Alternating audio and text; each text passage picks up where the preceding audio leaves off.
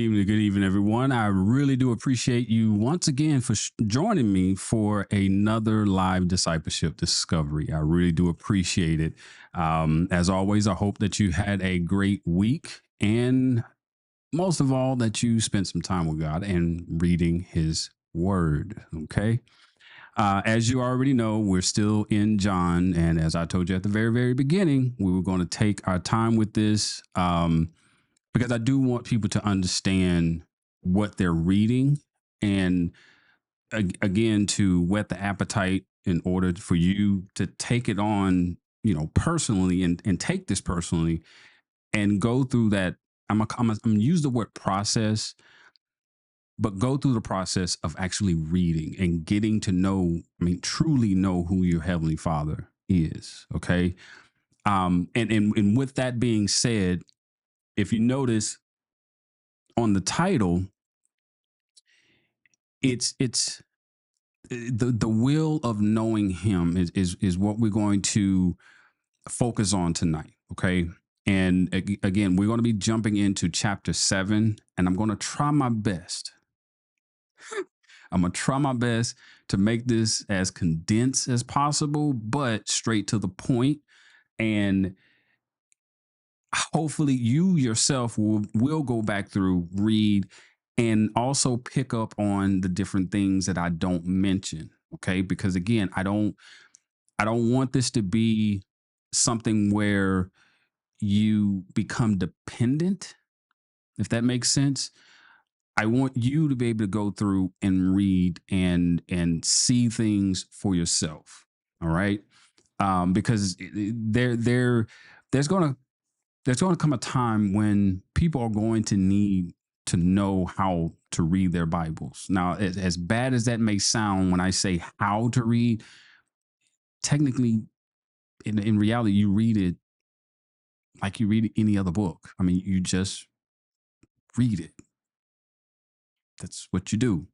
Um, but I won't get into all the different things in regards to that. Okay. But without further ado, we're going to go ahead and jump into chapter 7. We did finish chapter 6 last week when we talked about Jesus walking on the water. And chapter 7 is taking place after the feeding of the 5,000, and then Jesus walking on water and all those different events. So let me go ahead and share my screen. uh, yeah, it's okay. Okay, so I'm not going to read all of this. Okay, so don't worry, because it's quite a bit. It's 53 verses, but we're basically we're going to skim over it and bring out some key points. And there is a central statement that Jesus makes that sums it up. Okay.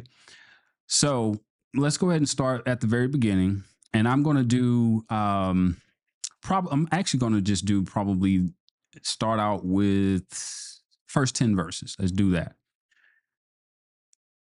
Verse 1 says, "After these things, Jesus was walking in Galilee, for he was unwilling to walk in Judea because the Jews were seeking to kill him," as you probably already know, especially in chapter 6 and as we move on.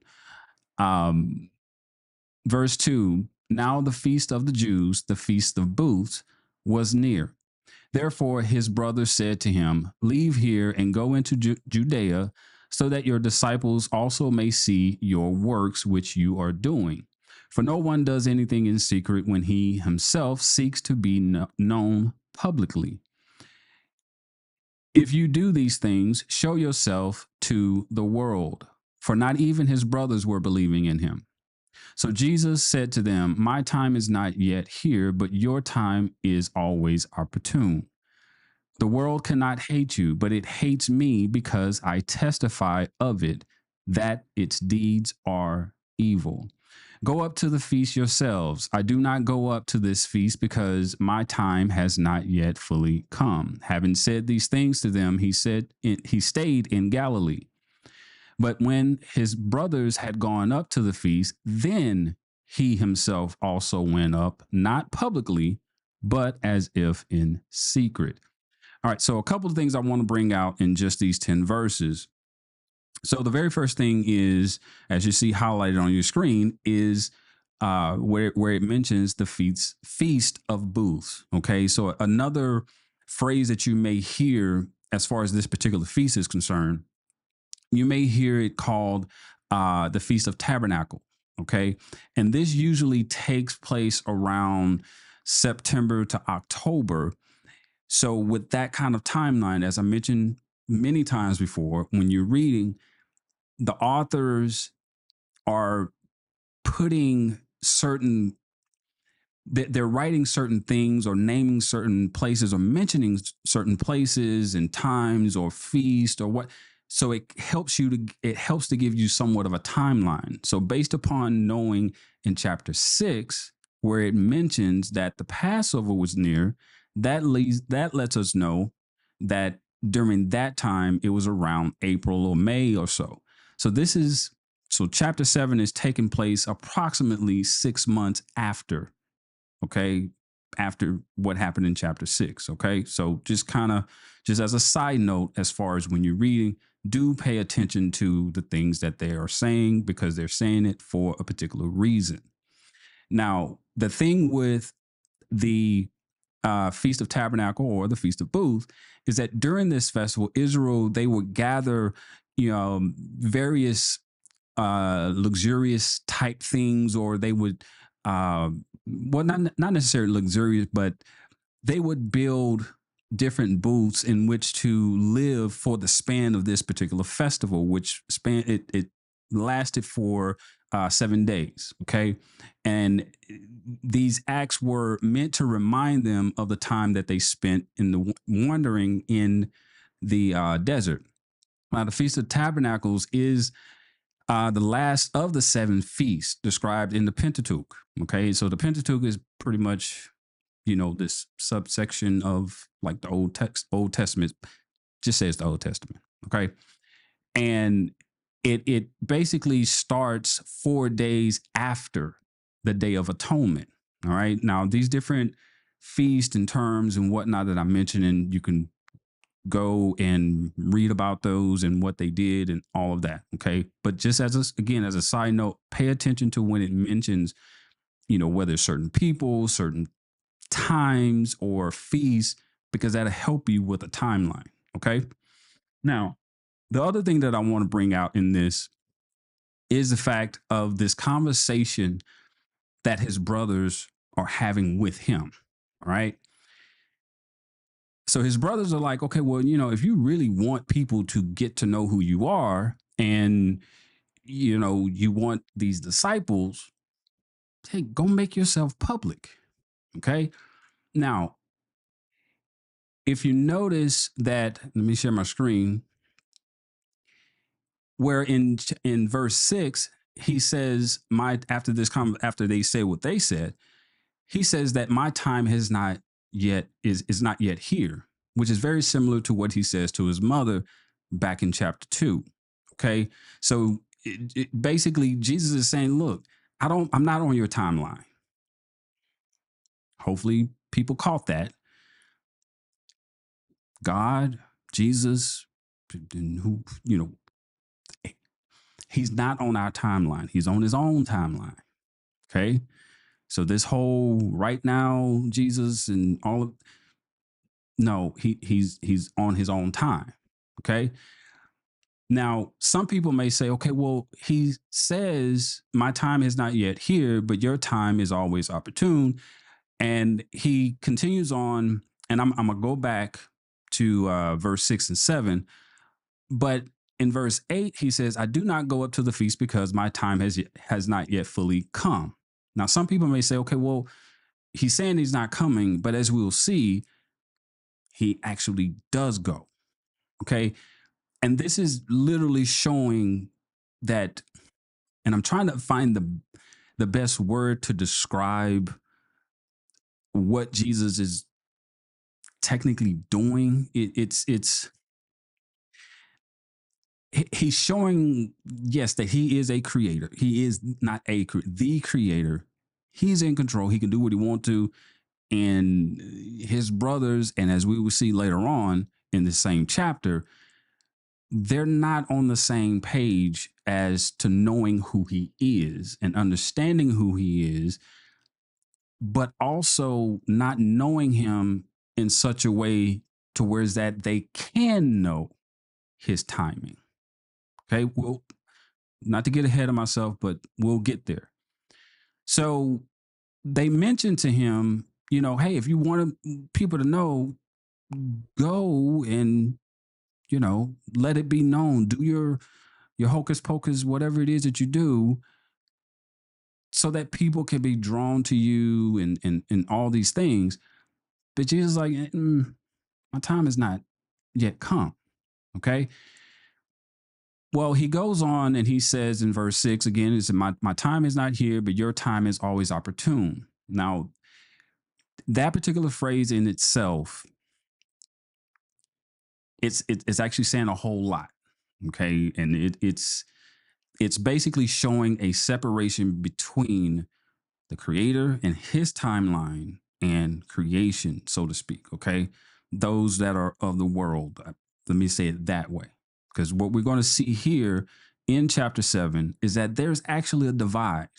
And that divide is something that is very, very clear today and even in our times. All right. So, verse 7, he says, the world cannot hate you, but it hates me because I testify of it that its deeds are evil. Okay. When you become a Christian, you're going to be hated. You're going to be talked about. You're going to be, I don't know, you become a target, so to speak. Okay. Because you're in agreement with what Jesus is saying. Now, a good way to tell between a Christian and a person who wears the label is to see how they see. I was going to say how they twitch, but see if they twitch based upon what Jesus says, which is the truth. Okay. Yeah. I'm trying my best not to get ahead of myself. Oof. Okay, let me continue on. But he clearly states that, the world cannot hate you, and he means they can't hate something of their own. You're a part of the world. So they're not going to hate you. All right? But they hate him and us because, and it's not, again, when I say us and him in the same sentence, I'm not trying to put us on the same level as Jesus at all. Okay? But that whole, to kind of sum it up, true followers or association eventually becomes assimilation. All right. Oh, I'm trying my best not to get to the point here. Okay, let's just say the world is the world and Jesus is Jesus. Let's just leave it at that for right now. Okay. He does things on his time, in his own time. All right. Now, continuing on, he tells them, go up to the feast yourselves. I do not go up to the feast because my time has not yet come. Same kind of thing, that pattern, if you will, as far as in chapter 2, when his mom mentions, they don't have any wine. He says, hey, mom, my time has not yet come. But then you see him doing X, Y, and Z. Okay. Same scenario. It's on his time. Okay. Now, continuing on. So to kind of skip over a lot of these different things, that Feast of Booths and the Feast of Tabernacle, it drew a large crowd. I mean, thousands of people. Okay. Which is probably one of the reasons why his brothers were saying, hey, this would be a perfect time for you to go. So why don't you go ahead and go? Now, keep in mind, it clearly states the Jews were already seeking to kill him. He knew that, but he knew that his time was not yet. Okay. Now, we see very at the very, very beginning of when it starts to talk about of him actually being there, and or they talk about the particular setting, we see that in verse 12 it says there was much grumbling among the crowds concerning him. Some were saying he is a good man, others were saying no, on the contrary, he leads the people astray. Now I want you to keep verse 12 in mind, okay, because it's something that Jesus says later on, and also something else that John mentions later on after what Jesus says, that you see this clear division or this clear separation. Okay. So now, verse 14, it says, but when it was now the midst of the feast, Jesus went up into the temple and began to teach. Now, notice that when John mentions this, keep in mind what Jesus says earlier, that it's not my time yet. It was, he did it. He went for a particular reason at a particular time, and it's all going to make sense as to why he chose this. Okay. So it goes on to say the Jews then were astonished, saying, how has this man become learned, having never been educated? So Jesus goes on and he answers, he says, my teaching is not mine, but his who sent me. All right. Now, as I've mentioned in but chapter 6, where when Jesus, and this is all throughout the whole entire gospel, where the way he talks, and if you're very careful at what he's saying, and understanding what he's literally saying, let me put verse 16 in a different way. I know he says, my teaching is not mine, but his who sent me. It is his teaching. Okay, because here are these people saying, well, how does he know this if he hasn't been learned, and so forth, right? But he's clearly stating that it is his teaching. So verse 17, it says, if anyone is willing to do his will, he will know of the teaching, whether it is of God and whether I speak of myself. He who speaks from himself seeks his own glory, but he who is seeking the glory of the one who sent him, he is true, and there is no unrighteousness in him. All right.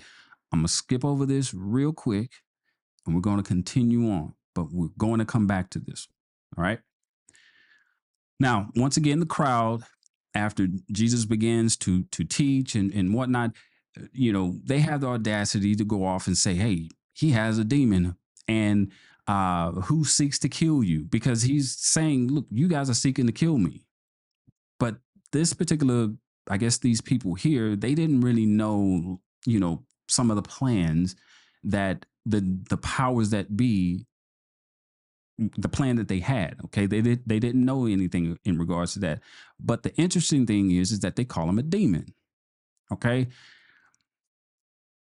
but Jesus goes on and he responds to him and he says, I did one deed and you marvel, and here it is, you go crazy because I do one thing. For this reason, Moses has given you the circumcision, not because it is from Moses, but from the fathers. And on the Sabbath, you circumcise a man following the law. If a man receives circumcision on the Sabbath so that the law of Moses will not be broken, are you angry with me because I made an entire man well on the Sabbath? Do not judge according to appearance, but judge with righteous judgment. Meaning, if you're going to judge righteously based upon what the scriptures say. You won't know what they say unless you read it, you study it, understand it, but from the perspective of getting to know who he is. All right. Now, continuing on, and I'm going to skip over a lot of this, but in verse 28, actually, let me go to verse 27. It says, however, we know where this man is from, but whenever the Christ may come, no one knows where he is from. Then Jesus cried out in the temple, teaching and saying, now this is one of the key verses that I want you to pay attention to. He says, you both. know me and where I am from. And I have not come of myself, but he who sent me is true, whom you do not know. Now, catch what he just said. Two things. One, he says you both, meaning there's he's speaking basically to two, I guess you say two different groups, all right? But they have the same type of mindset. They don't know who he is, all right? But he clearly lets them know you don't know who I am because you don't even know the Father. But he says, I know him because I am from him and he sent me. Now, let me pause there for a second. There are people who will pick up the Bible and they will, I'm going to say, attempt to read the Bible, but they read the Bible not in the way that it was meant to be read. And quite frankly, there's some people who won't even touch the Old Testament because they don't want to know, or they don't want to see that side of God. Let me say that again. They stay away from the Old Testament because they don't want to see that side of God. They love the New Testament because, you know, God in the New Testament is loving. He's I don't know, he's warm and fuzzy, right? You know, because he gives his life for us. But God in the Old Testament, you know, and you know, I got to talk about my boy Uzzah. You know, you make one little small mistake, and then he comes through and says, I told you, boom, done, you're out of here. We don't want to talk about him or get to know him, but we would love to get to know who Jesus is. Well, there's something that Jesus says in regards to people that are in a particular group. So he says at the end of verse 28, whom you do not know, or let me back up, but he who sent me is true, and the whom is, he's talking about God the Father, meaning you don't even know the Father, yet he is true, and you don't even recognize who I am. If you recognize who he is, you'll recognize truly who I am. We're one and the same. Okay. He goes on and says, I know him because I am from him and he sent me. Verse 30. So they were seeking to seize him, and no man laid his hand on him because, is that phrase again, his hour had not yet come. Even more so, showing he is, yes, the creator is based upon his time. He's in control of that. Okay. You can, they wanted to do whatever they wanted to do with him, but they couldn't because it's not falling in line with God's timeline. Okay. Verse 31, it says, but many of the crowd believed in him, and they were saying, when the Christ come, he will not perform more signs than those which this man has, will he? The Pharisees heard the crowd muttering these things about him, and the chief priests and the Pharisees sent officers to seize him. Now, these powers that be are like, hey, go get that guy. Verse 33, therefore Jesus said, for a little while longer I am with you. Now, this is where that this is where things divide. Like, Jesus is believers and non-believers. This is where that divide takes place. He says, for a little while longer I am with you. Then I go to him who sent me. You will seek me and will not find me. And where I am, you cannot come. Now, keep in mind, these Jewish leaders, these are people who read and study the you know, the Old Testament, the Pentateuch, or the Torah, Tanakh, all those different names, but they didn't even recognize it. Just let that sink in for a second.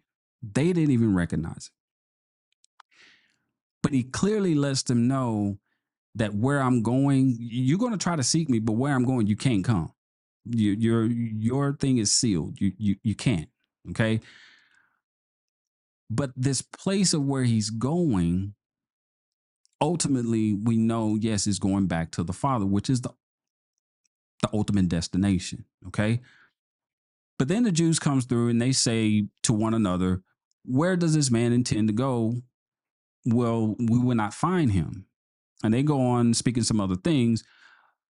But in verse 36, he says, you will seek me and will not find me, or they repeated his statement. But moving on to verse 37. Now, this is where we're going to track, after reading this, we're going to track back to where we were. I forgot specifically the verse, but you'll know exactly what I'm talking about. Verse 37. Now on the last day, the great day of the feast, Jesus stood and cried out, saying, if anyone is thirsty, let him come to me and drink. He who believes in me, as the scripture said, from his innermost being will flow rivers of living water. Okay. Now, think about the fact of being thirsty for something. All right. Think about you recognizing the need for something. You recognize what the true need is, what the true purpose is, or whatever that fill in the blank. It's truth, right? If you're thirsty for something, like truly thirsty for something, you're going to go after it. You're going to desire it. All right. Jesus didn't just say, he doesn't just use the words thirsty and I'm trying to think of some of the other terms or words that he used, but specifically here when he's talking about thirsty, he's using that for a particular reason. Okay, because it's one thing to say, I just want something to drink, or I want, um, I don't know, I got a taste for something. But when you're thirsty, it almost doesn't matter what it is. You're thirsty for it. Okay. But he only wants those who are thirsty for him.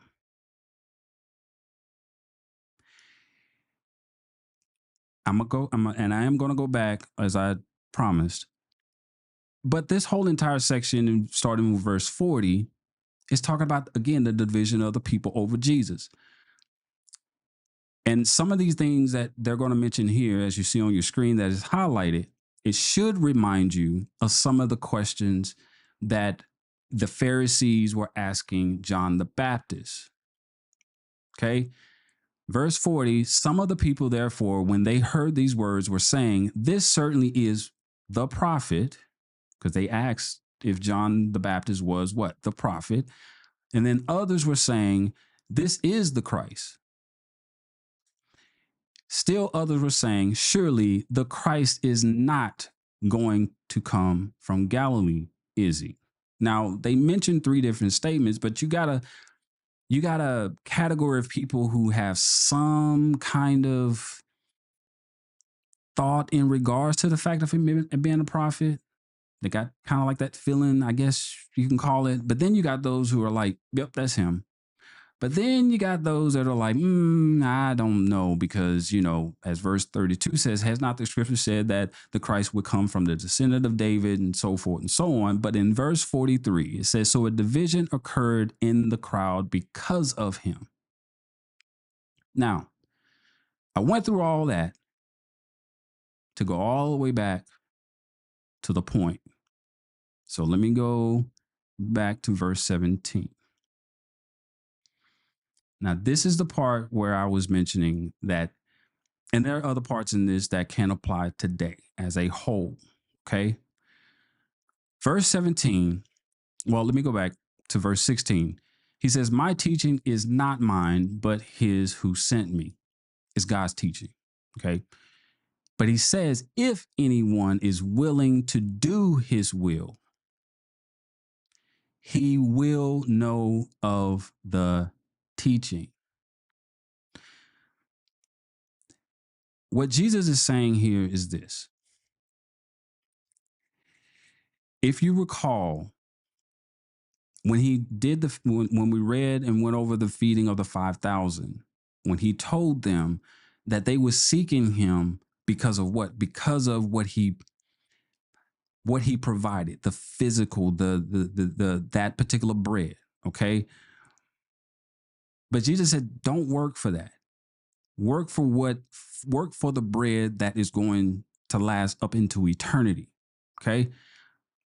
Here he's saying, if anyone is willing to do his will, meaning you want to do his will, not your own. There are a lot of people that read, but they read with the wrong purpose. And they're seeking their will and not his will. Hence the reason why um and those of you who know me, I really don't like talking about myself, but I, and it is very uncomfortable to even talk about myself. But when when people are actually reading and wanting people to understand the truth and what it actually truly means, they're looked at as, oh, they're looked at as what is the word I'm looking for? Because different, but you're not a part of the flow of the crowd, the tradition, the whatever it is you want to put a label on that. Okay. And there are other people that are on YouTube and have channels and stuff like that. And they can attest to this, to where they will do actual teaching, and those particular videos, they won't get views, or at least nowhere close to the other section of videos that they have that are, I don't know, specifically talking about other people, like pointing them out and I don't know, whatever's going on in the Christian world, Christian industry. And it's like, oh, they talking about so let me go look at that video. But now when it starts to talk about God specifically, or if it's not a video that's specifically pinpointing their particular need, those don't get views. Let me put it a little bit closer to home. Most people don't necessarily want to go to a particular church because, let's say, a church that actually sits and like truly teach, not they teach, but yet they don't put you always in the scripture, right? They don't want to be there. They want to know about their particular issue, their particular problem, or they are they going to get that blessing, or how can I get that blessing, or how can I get, whatever, fill in the blank. But if it's about God, who he is, understanding his will, trying to guide you to do his will, people don't want to be in that. Again, the leaders, they read, they understood, but they got in the way of what they understood and could not see who Jesus was. And unfortunately, there are a lot of us that don't see Jesus truly for who he is. Hence the reason why, and hence the reason why when you do go read, there's a lot of stuff you don't understand. Let me say that again. There's a lot of us who go and read the Bible and don't understand it because we don't know who he is. And our will is not to do his will. We may not say it, but our actions actually show it. When you're focused on him and doing his will, that's when the scriptures become open. Now, does that mean that you're perfect? Does that mean that you're going to get every single thing right in your life? No. The will to want to know him. Let me go back to verse 17. It says, if anyone is willing to do his will. Now, these are Jesus's words. If anyone is willing to do his will, he will know of the teaching. Yes, whether it is of God or whether it's whether I speak from myself. Okay. His brothers didn't know who he was. Imagine that for a second. Your brother that you grew up with is God in the flesh. I- Y'all share bunk beds together. Y'all got whoopings together. Um, you name it, as kids, whatever. And you don't even recognize who he is. Now, granted, you got the scriptures and all that, because when you go and look at the Old Testament scriptures, it's very, very clear Jesus is the Messiah. Okay, it's clear. But even with these people, and you look at the culture and the history, when you go and look at the culture and the history of especially like in the New Testament, and as we mentioned, I think it was I don't know which particular video it was, but keep in mind they had a different outlook or hope or vision or whatever of who the Messiah would be. Okay. Again, it was their interpretation. Some of us have our own interpretation of Christ because it we have our own version of Christ because it fits our needs. It fits our will and what we want versus let him be who he is and you fit into his agenda in his timing and his understanding. He's the one that created you. you you're the clay, he's the potter. It's not that hard. But having the will to get to know him, that is when and what he means by the will.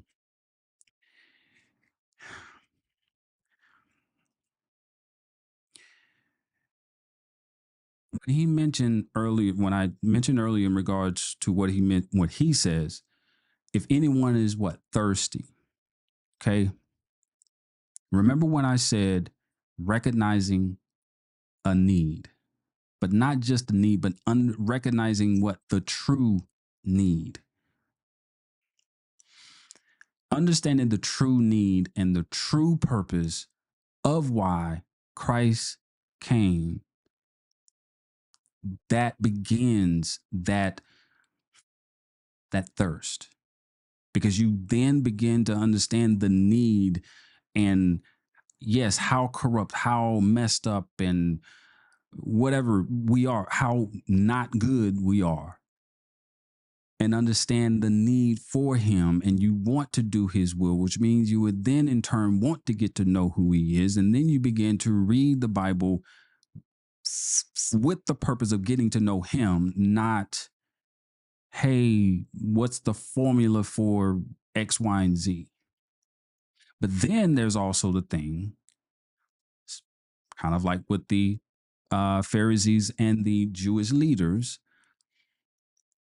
nobody's going to be able to just tell you anything. Okay.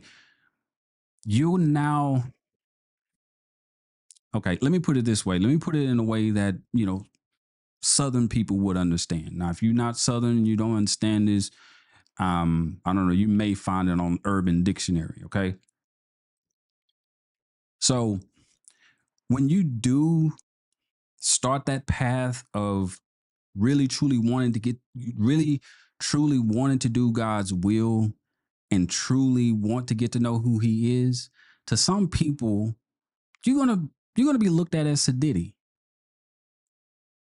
You're gonna be looked at as sedity, you're gonna be looked at as a know-it-all, you're gonna be looked at as X, Y, and Z, and that is okay. It's okay, it's expected. Jesus even said, yes, they're gonna he says, yes, they're gonna hate you, because you're following me, so but that's a part of it. But once, and if I'm not mistaken, I believe it was Paul, but it basically is saying it's almost like Jesus comes through and just turns everything upside down. To whereas that some people just don't understand, like, how can you believe that stuff? How can such whatever fill in the blank, and you just look crazy? I'm here to tell you it's okay to look crazy, especially when you're doing his will, especially when you have the purpose of wanting to get to know who he is and wanting to know next steps as far as what he wants. But until you get there, you won't understand, you won't understand scripture. You won't understand what it says, because everything I guess you say for the most part of the better part or the most part of your life has been in relation to, when it comes to Jesus, God, the Bible, it's been about you and your blessing. Um Probably the only time you talk to him is because of that. And then and sometimes getting out of tradition is very, very hard. But once you get a taste of the truth, you're not going to want to let go. You're going to want you're going to want to get rid of the other scales of tradition, and you're going to realize the truth. And as I said before, you are going to look odd, crazy. People are going to say you don't know what you're talking about. Um, they're going to say a lot of different things. Quite frankly, a lot of them probably not going to even listen to you. They didn't listen to Jesus either.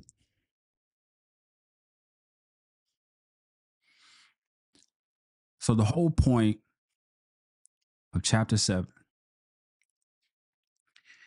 if I can sum it up. Now, yes, there's other things that can come out of chapter 7, but as a whole,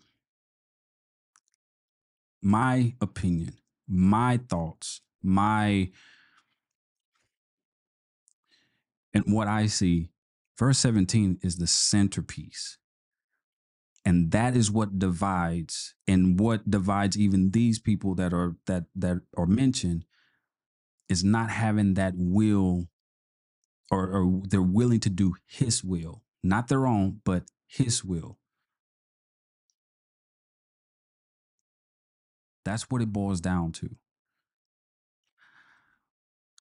I, as always, I hope not only that this lesson has helped, but I hope that for those of you who do join and those who may see this video and other videos in the future, my hope, my prayer is that you will get on that path, get off the path of tradition and get on the path of will, of doing his will, laying aside your will to do his. There's a lot of stuff that was just, and I got to be careful how I say this, because what I don't want to do, I don't want to sound,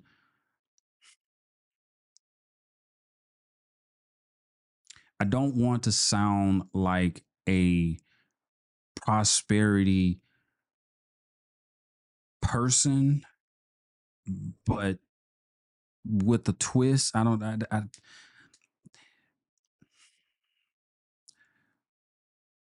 things are going to fall off. Things that you used to worry about, you're not going to worry about. Now, I'm not saying your life is going to be hunky dory and everything is going to be okay. No, you're going to see things different. When things happen, you're going to respond different. You're going to not worry about a lot of different things. You're not going to worry about what's taken from you. You're not going to worry about what's stolen from you. You're not going to worry about, things that used to hurt your feelings. And because you're focused on him, the truth, and you know what the ultimate goal is. You're just here for a little stint of time, but you look into eternity. Okay. And that in itself is the promise. Again, second benediction, if you want to call it. I hope this video has helped you. And if it has, please do share this video. Please leave a like, also leave comments, whatever questions that you may have. You're more than welcome to leave them below, or you can send those questions directly to me at questions@valuemysoul.com. I will respond to you as soon as I can. Be blessed, be true, let go of your own will and pick up his. Okay. Have a good night. See you next week.